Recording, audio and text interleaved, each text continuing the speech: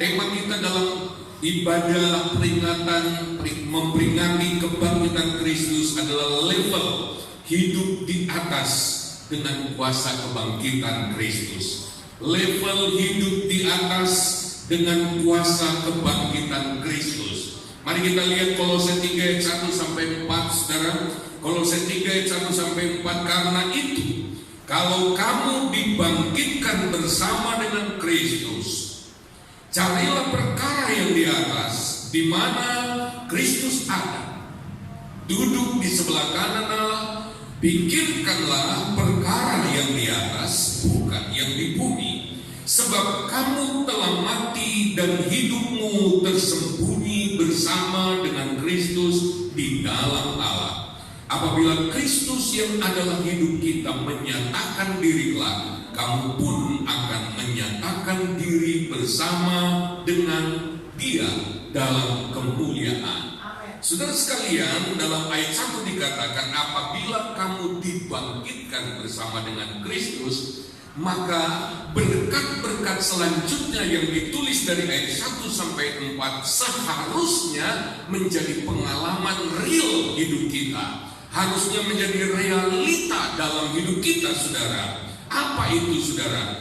Kalau kita mengalami kebangkitan Kristus, kalau kita dibangkitkan bersama dengan Kristus, saudara, seharusnya ini membawa hidup kita pada posisi, pada level yang di atas. Status, martabat, derajat hidup kita harusnya meningkat, harus naik, harus berada pada level yang surgawi. Bisa bilang haleluya. Posisi hidup kita ada di dalam Kristus yang bangkit. Setiap orang percaya hidupnya ada di dalam Kristus yang bangkit. Posisi di dalam hidup Kristus yang bangkit adalah posisi hidup di level yang di atas, bukan level yang di bawah. Haleluya.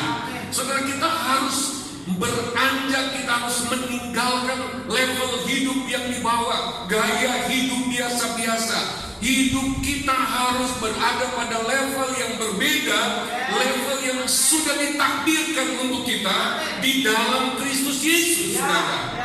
Rancangan Tuhan buat hidup kita adalah di atas, dalam posisi bersama Kristus. Mari lihat Yesaya 40 ayat 28 sampai 31. Yesaya 40 28 31. Tidakkah kau tahu dan tidakkah kau dengar?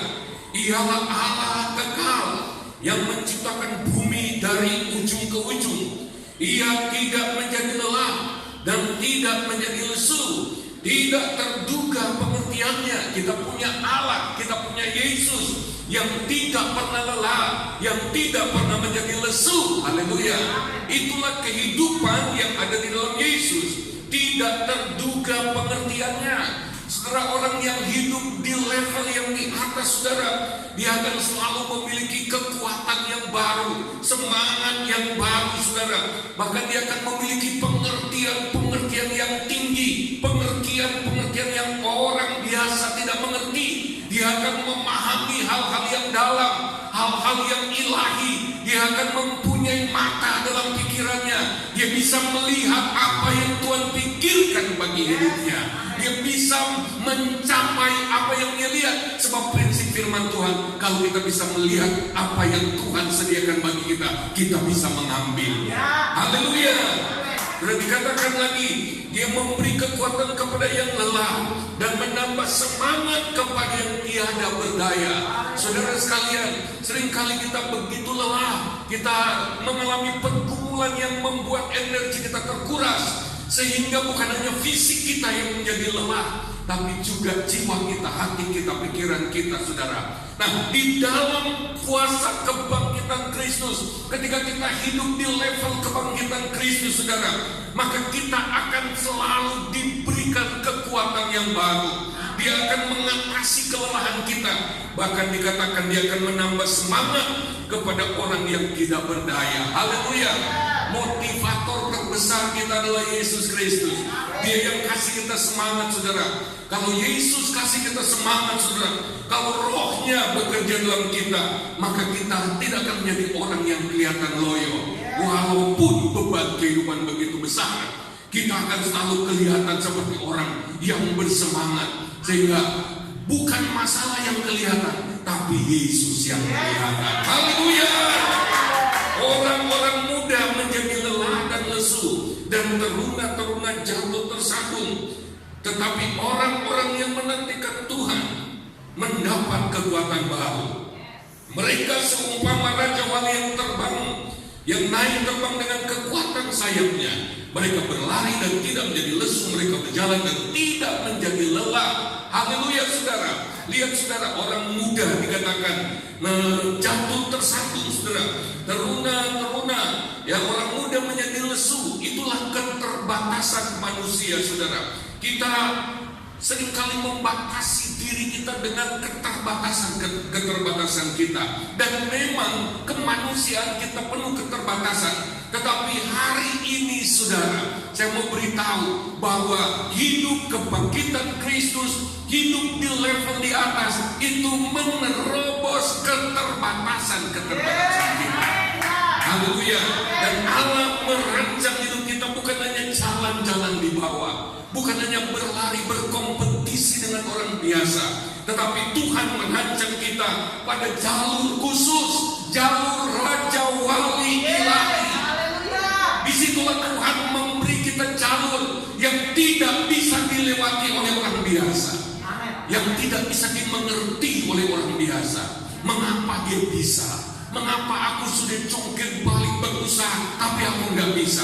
Kenapa orang itu kelihatannya biasa saja tapi dia bisa menjadi luar biasa? Cara apa yang dia pakai? Apa rahasianya? Saudara, orang dunia tidak akan pernah bisa mengerti bahwa ada jalur Raja Wali yang membuat kita di atas, yang membuat kita pada level yang berbeda, yang membuat kita berjalan di atas rata-rata saudara. Karena kita punya jalur ilahi saudara, jalur spesial, jalur Raja Wali. Kalau kita mengerti cara hidup di atas. Apakah kita mau hidup di atas atau tetap di bawah? Di bawah penuh dengan persaingan. Tapi di atas hanya orang-orang yang mengandalkan kekuatan sayap Raja Wali Ilahi yang akan mampu berjalan dengan level hidup di atas. Saudara, mari kita lihat saudara, Ulangan 28 ayat yang ke-13 saudara. Ulangan 28 ayat 13. Tuhan akan mengangkat engkau menjadi kepala dan bukan menjadi ekor. Engkau akan tetap naik dan bukan turun. Apabila engkau mendengarkan perintah Tuhan Allahmu yang kusampaikan pada hari ini, kau lakukan dengan setia, engkau akan tetap naik saudara. Bukan naik turun saudara, tetapi tetap naik. Itu artinya akan tetap next level saudara, terus naik. Saudara, kita tidak akan bisa terus naik kalau kita tidak mengandalkan hidup kebangkitan Kristus. Kita punya fasilitas sayap Raja Wali untuk tetap naik saudara, bukan turun. Firman Allah tidak mungkin berbohong. Asal kita ikuti aturannya. Jangan ngeyel dengan Tuhan, jangan bebal dengan Tuhan, jangan pandang enteng aturan Tuhan. Aturan mainnya sudah ada, jalurnya harus kita ikuti. Kita tidak akan bisa hidup di level yang di atas kalau kita terus hidup dengan cara dunia. Kalau kita terus hidup dengan cara hidup di bawah, kita harus ubah pola hidup kita. Haleluya. Lalu apa yang harus kita lakukan supaya kita next level, supaya kita hidup di level yang di atas? Yang pertama saudara, yang pertama, patahkan dan terobos pembatas hidupmu yang dibuat oleh iblis saudara. Ya, patahkan dan terobos saudara. Mengapa banyak orang Kristen taraf hidupnya tidak pernah meningkat atau selalu di bawah saudara? Mengapa saudara? Salah satu penyebabnya karena mereka sendiri yang memenjarakan hidup mereka di dalam batasan-batasan yang mereka buat sendiri, atau yang iblis pakai untuk membatasi hidup mereka saudara. Contoh apa saja yang seringkali kita pakai untuk membatasi diri, dan tanpa sadar kita membatasi kuasa Allah. Yang pertama saudara, yaitu apa yang kita pikirkan tentang diri kita, atau bagaimana kita menilai diri kita. Seringkali yang kita pikirkan tentang diri kita bukan yang Tuhan pikirkan. Seringkali yang kita gambarkan tentang diri kita bukan seperti yang Tuhan gambarkan tentang hidup kita. Oleh sebab itu setiap anak Tuhan harus menemukan gambaran hidup yang dirancang oleh Tuhan tentang hidupnya dari firman Allah. Dia harus belajar firman Tuhan. Dia harus menemukan dirinya di dalam apa yang Tuhan rancang bagi hidup. Dan dia harus pertahankan itu. Yang kedua saudara, sikap kita terhadap semua situasi dan semua hal yang terjadi kepada kita. Kalau kita bersikap salah, kita akan tertekan ke bawah. Kita tidak bisa menghindar situasi, kita tidak bisa menghindar masalah yang tiba-tiba datang dalam hidup kita. Ada banyak persoalan yang kita tidak bisa hindari, tetapi kita bisa bersikap benar ketika menghadapi persoalan itu. Ada orang ketika kena masalah dia langsung down, langsung tawar hati, langsung mengiyakan, langsung mengikuti arus atau alur dari masalah itu. Mau dibawa kemana dia menyerah saja. Yo wes, nih koyong ini yo wes.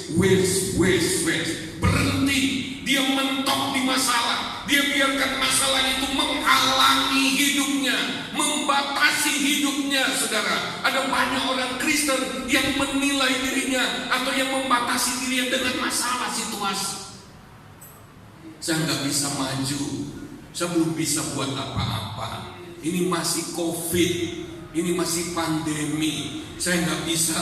Ya mau bagaimana lagi? Semuanya juga lagi sulit, saudara. Saudara, bagi seorang anak Tuhan, tetap di masa sulit seperti apapun, Tuhan punya jalur khusus.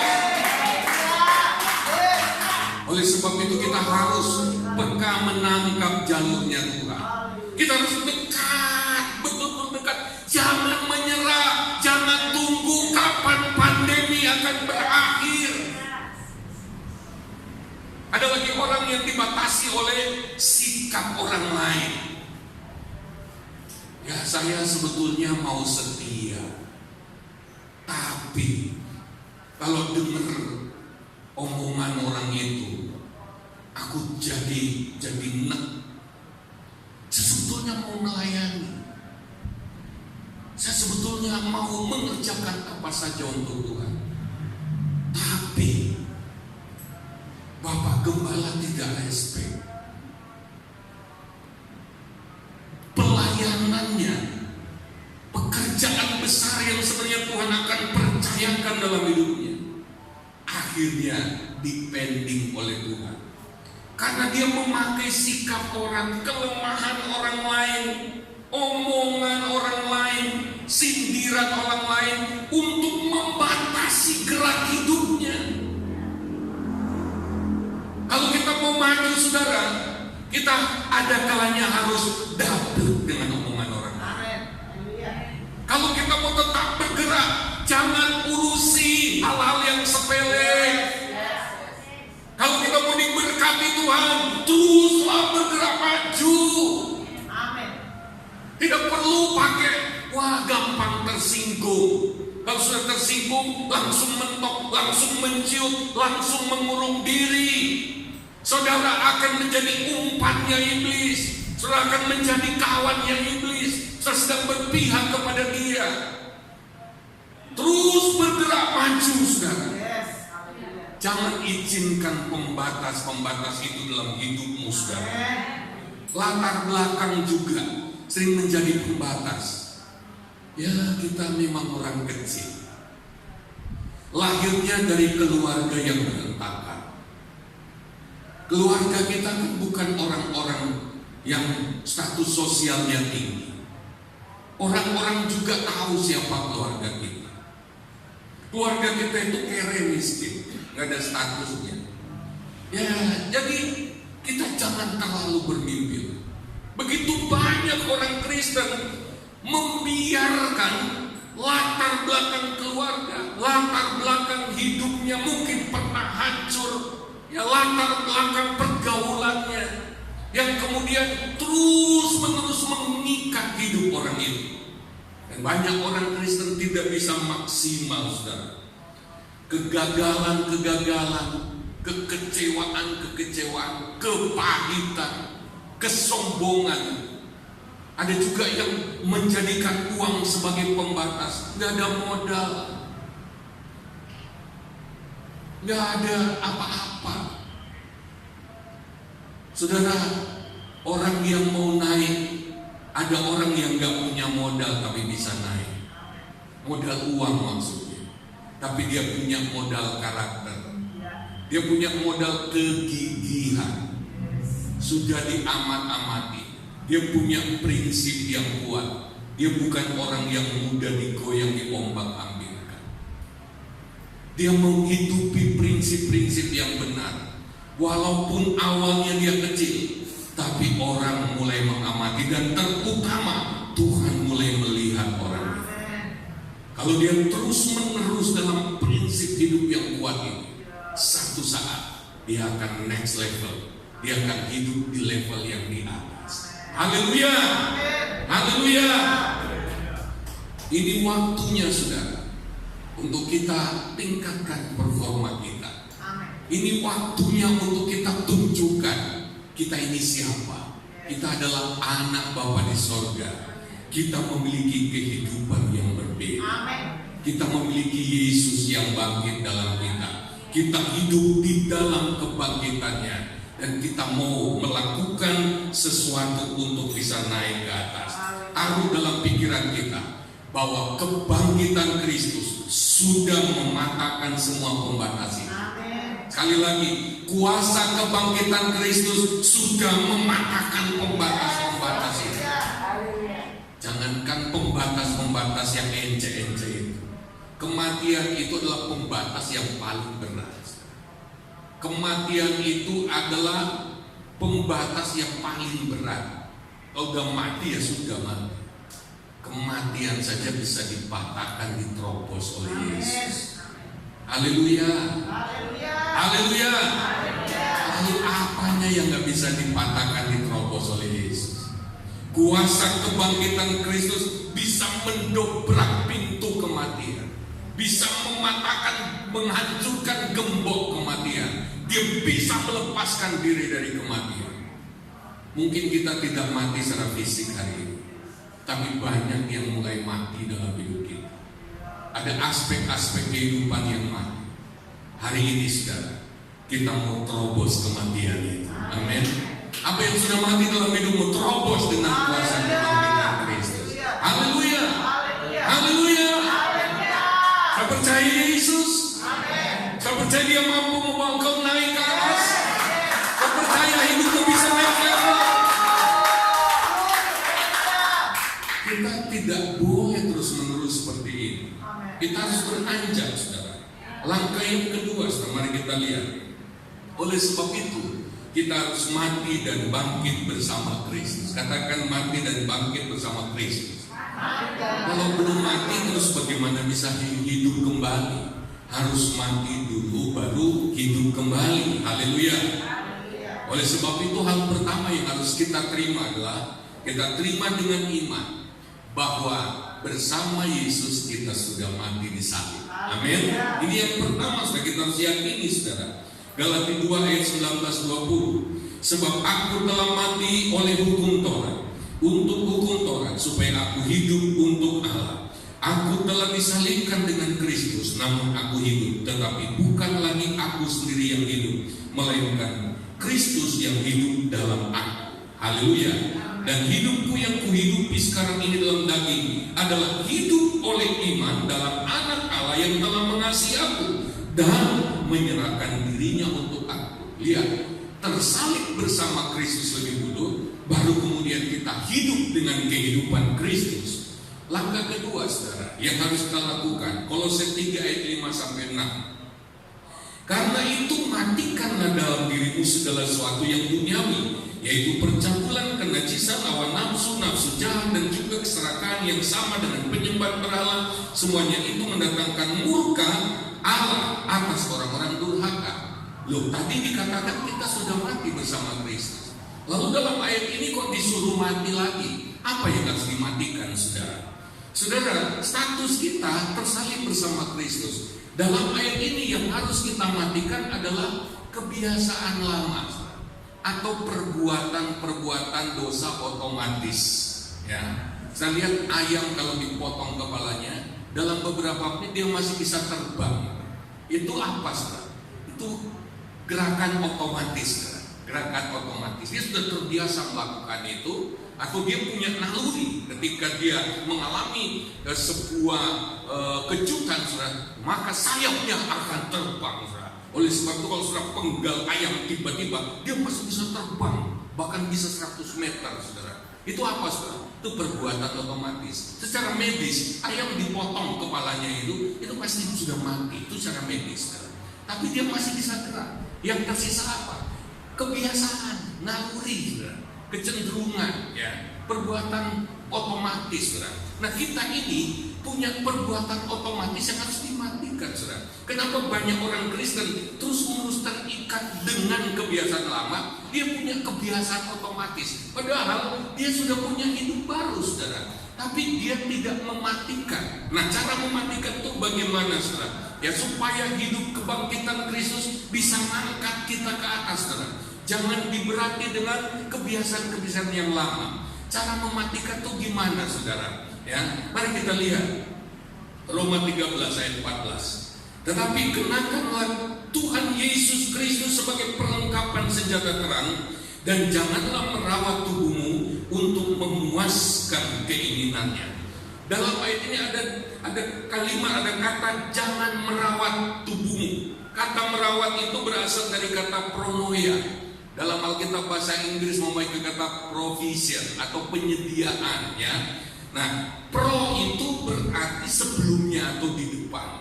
Noia itu pikiran, ya. Jadi kata merawat itu ada artinya begini. Jangan menyediakan lebih dulu dalam pikiranmu. Jangan isi, jangan bekali pikiranmu, jangan kasih makan pikiranmu dengan hal-hal yang hanya akan merawat tubuhmu atau yang akan menguatkan hawa nafsu tubuhmu. Jangan isi. Tubuh kita ini netral, ya. Yang bikin dia punya banyak keinginan tuh pikiran. Pikirannya yang memberi dia bahan. Pikiran kita lah yang memberikan dia makanan. Oleh sebab itu caranya mematikan kebiasaan lama, jangan beri dia makanan, nanti mati sendiri, saudara. Haleluya. Haleluya. Kalau saudara pelihara hewan, tidak kasih makan, ya 3 hari, 4 hari, 5 hari, 1 minggu dia mati, saudara. Ya. Jangan kasih makan. Kenapa kita nggak lepas dari hawa nafsu daging tubuh kita? Karena kita kasih makan. Kita kasih makan, kita taruh dalam pikiran kita, ya, cerita-cerita yang tidak benar. Kita nonton tontonan yang menguatkan hawa nafsu tubuh. Kita membakar, kita menyalakan seperti memberi bensin pada api dalam tubuh kita, dan akibatnya kita yang terbakar sendiri. Caranya menghentikan, mematikan kebiasaan-kebiasaan lama. Jangan lakukan pronoia atau penyediaan apa yang dibutuhkan oleh keinginan tubuh kita. Jangan biarkan pikiran kita, ya, penuh dengan hal yang tidak benar. Pembatas yang silent, yang tidak kelihatan, yang membatasi hidup kita adalah pola berpikir kita. Kita harus ubah pola berpikir kita. Yang berikut, saudara, kemudian kita harus bangkit bersama Kristus dalam hidup dan kebiasaan yang baru. Jadi bukan cuma menghentikan kebiasaan lama, tapi kita harus dengan sengaja dong, sengaja membangun kebiasaan baru.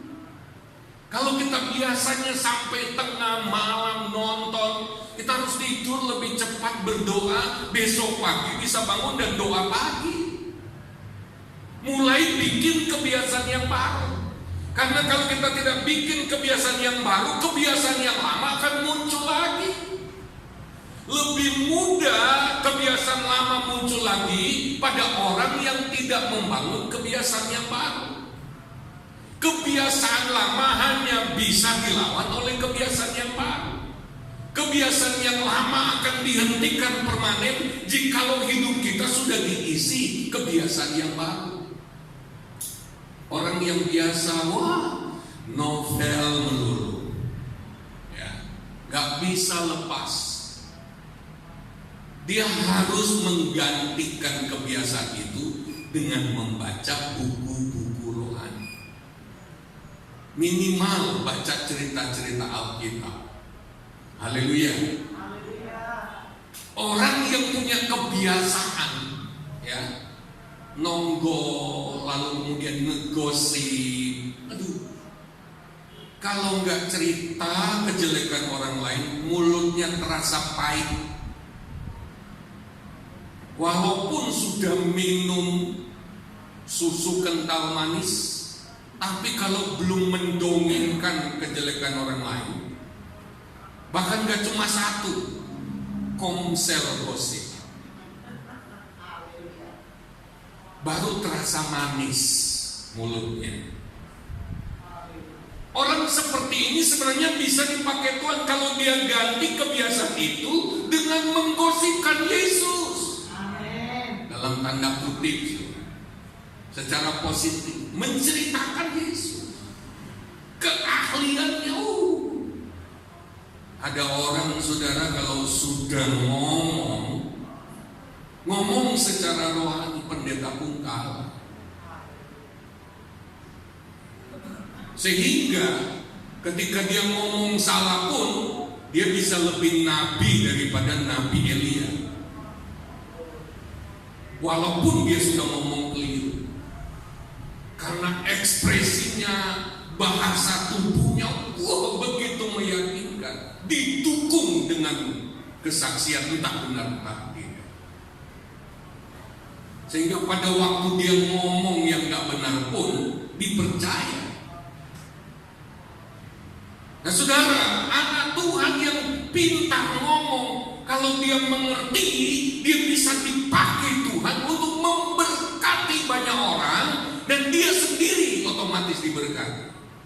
Haleluya. Sebab pada anak Tuhan, dengan mulutnya yang gak benar, ya, ngegosip, memberi makan kepada orang yang juga suka ngegosip supaya punya bahan. Tujuannya supaya dapat untung. Orang seperti ini tidak akan dapat berkat dari Tuhan. Dia akan terus bergantung kepada Tuhan gosipnya. Gosipnya yang jadi Tuhan. Dan dia akan terus cari cerita sampai dia kena masalah. Mari kita bangun kebiasaan yang baru. Haleluya. Kita bangkit bersama dengan Kristus. Bangkit dalam kebiasaan yang baru. Dalam Roma 13 ayat 14 berkata, tetapi kenakanlah Tuhan Yesus Kristus sebagai perlengkapan senjata terang. Kata kenakanlah memakai kata enduo, artinya pakaian, ya, seperti memakai pakaian. Kita pakai, kita kenakan Kristus, kita kenakan gaya hidup Kristus.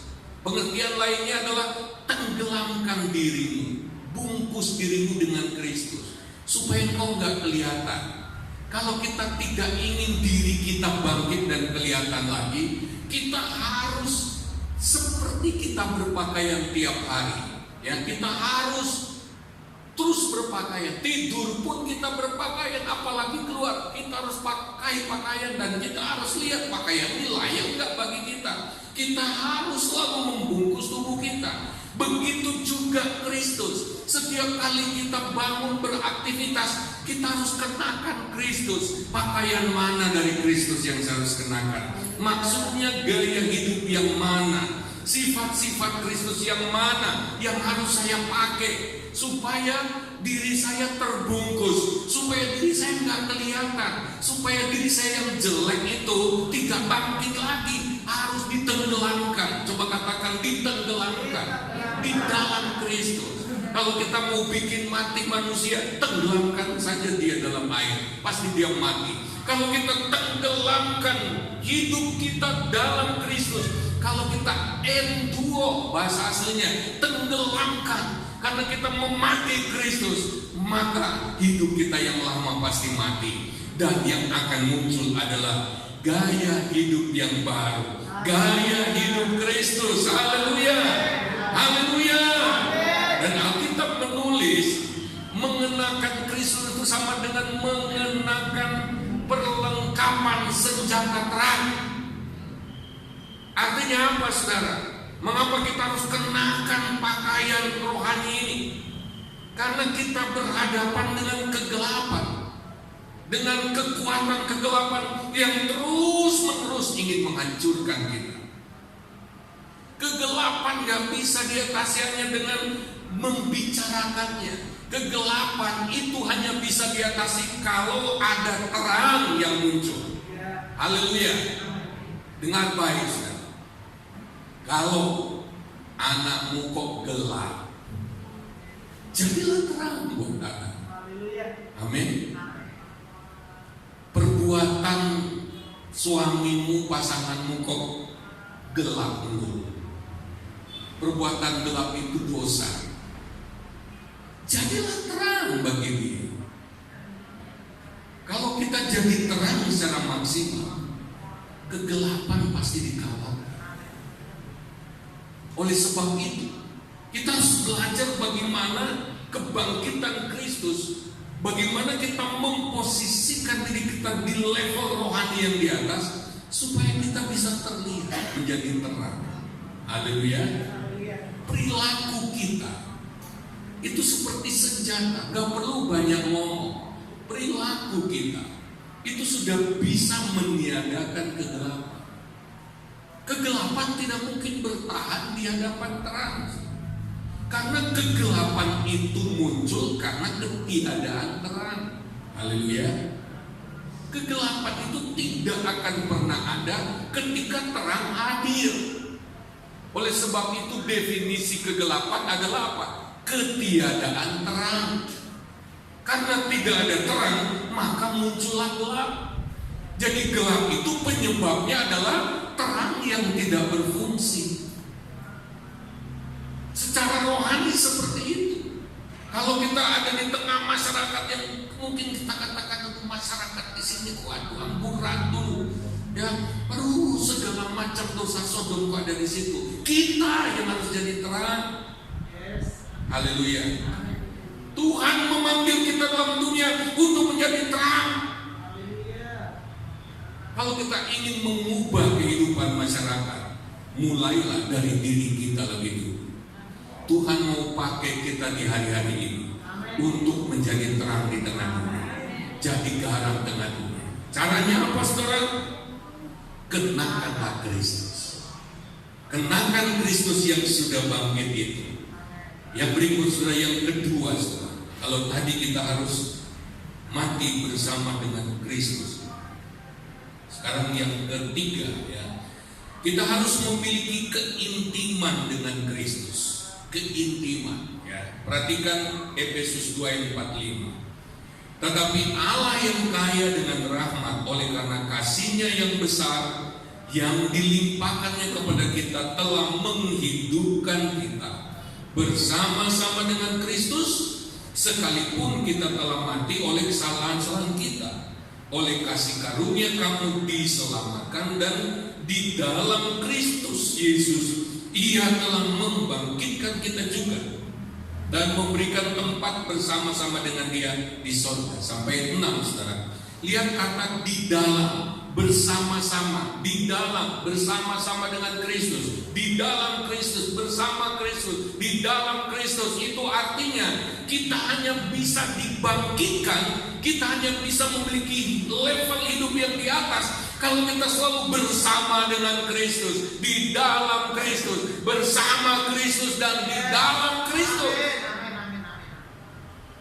Kalau ada satu hari kita lupa Yesus dari pagi sampai sore, ya pantas saja hidup kita anjlok lagi. Hari-hari ini saya sedang menikmati hidup di buah bayang baik. Itu memang perlu latihan, perlu terus-menerus untuk membentuk jalur itu dalam pikiran kita.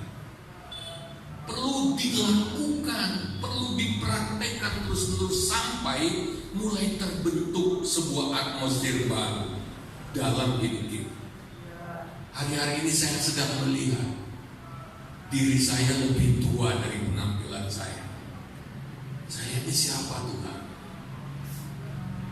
Saya tanya, apakah itu secara fisik itu saya? Bukan. Secara rohani, kau lebih tua sedikit. Kok begitu tenangnya orang ini? Ya. Dan saya mulai merasa pikiran saya jernih, lebih jernih dari hari-hari yang lalu. Tidak ada yang bikin saya kemerungsung. Kami suami istri sering berkata, jangan biarkan pikiran-pikiran yang bikin kemerungsung, yang bikin panas dalam hati masuk. Justru kita ini harus menyejukkan orang yang sedang panas.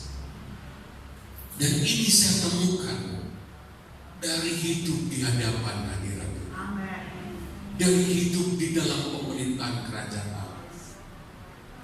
Saya juga melihat dalam gambaran itu, ketika saya mulai menyanyi, itu cara saya memelihara hidup saya di hadapan kerajaan. Ketika saya mulai menyembah Tuhan, langit kayak terbuka. Ada sebuah kerajaan yang tidak kelihatan tadinya, itu menjadi terlihat. Dan saya mulai melihat rajanya dari sana. Saya mulai melihat, wah, ternyata saya ada di dalam sebuah kerajaan. Dan kerajaan itu begitu damai. Itu yang sedang saya nikmati saat ini. Dan saya juga melihat ada banyak orang. Saya berharap saudara ada di antara banyak orang itu. Ketika saya mulai menyanyi, Tuhan itu menunjukkan begini, bukan cuma kamu. Lihat, ada begitu banyak orang yang hidupnya selalu ada di dalam naungan kerajaan Allah. Walaupun kelihatannya mereka hidup di dunia, tetapi ada kerajaan yang tidak kelihatan yang mengayomi mereka. Wow, rasanya tidak mau keluar dari sana. Itu yang saya rasakan. Ketika saya berhenti menyanyi secara fisik dengan mulut saya masih merasakan hati saya menyanyi. Saya masih merasakan hati saya itu menyembah. Dan apakah itu saudara? Itulah sikap hati yang tidak pernah hilang lagi. Sikap hati menyembah. Karena penyembahan itu adalah sikap hati, gaya hidup. Fisik itu kapan-kapan boleh kita tunjukkan. Waktu kita di gereja kita boleh ekspresikan dengan fisik. Tetapi penyembahan itu adalah aktivitas roh yang tidak pernah berhenti. Haleluya. Yesus berkata, akan ada waktunya kita akan menyembah. Kita harus menyembah Bapa dalam roh dan kebenaran. Haleluya. Itu roh kita. Kalau kita lagi berjalan tapi di dalam hati kita ada sesuatu. Hari Jumat kemarin kita bicara tentang tindakan profetik, saudara.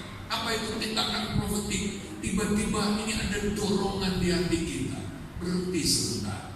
Ada dorongan di hati kita ketika kita berhadapan dengan seorang, di hati kita merasa tidak enak. Kita merasa tidak sejahtera dengan orang itu.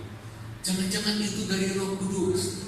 Tiba-tiba dalam hati kita merasa cepat akhiri, ya, relasi, cepat akhiri obrolan dengan orang ini.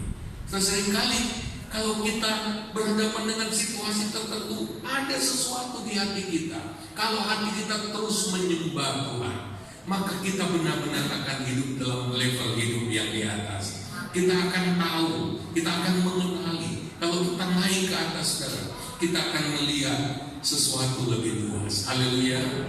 Kalau kita ada di bawah, saudara, kalau kita ada di bawah, satu hal menghalangi kita di depan, kita sudah gak bisa lihat lainnya, saudara. Kita tertutup dengan sesuatu yang ada di depan.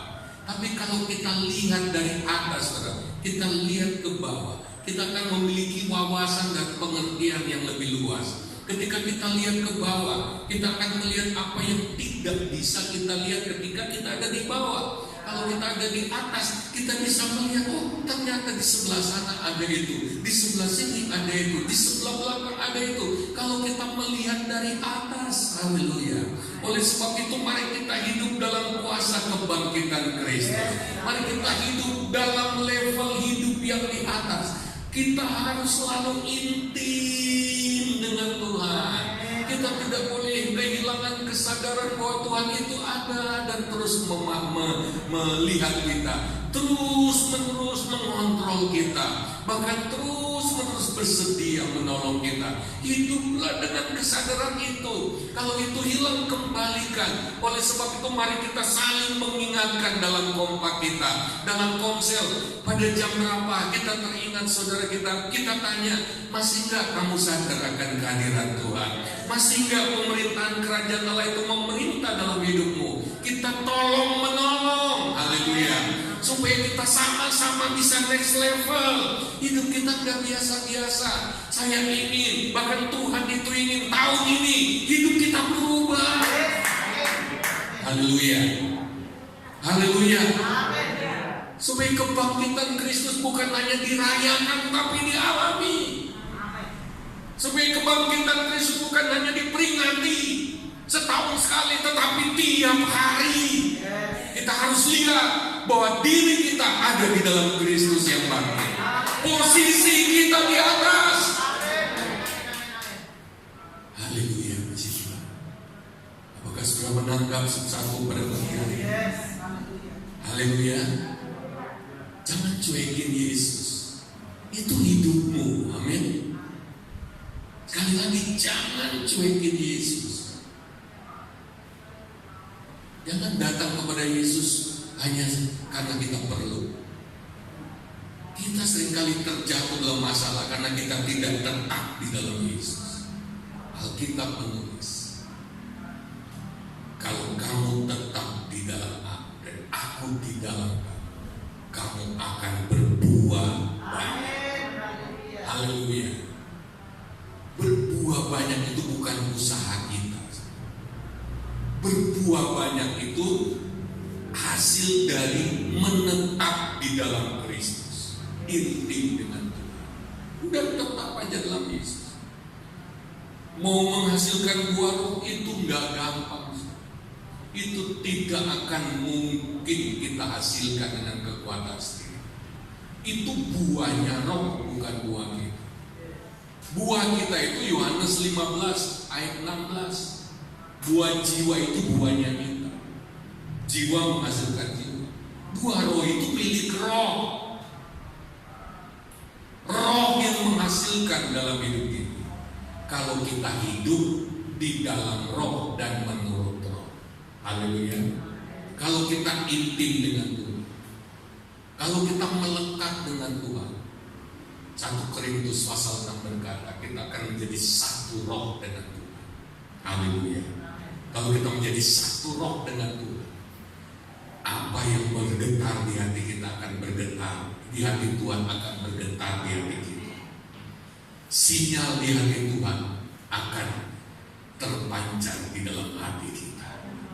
Kita mau hidup dalam level hidup yang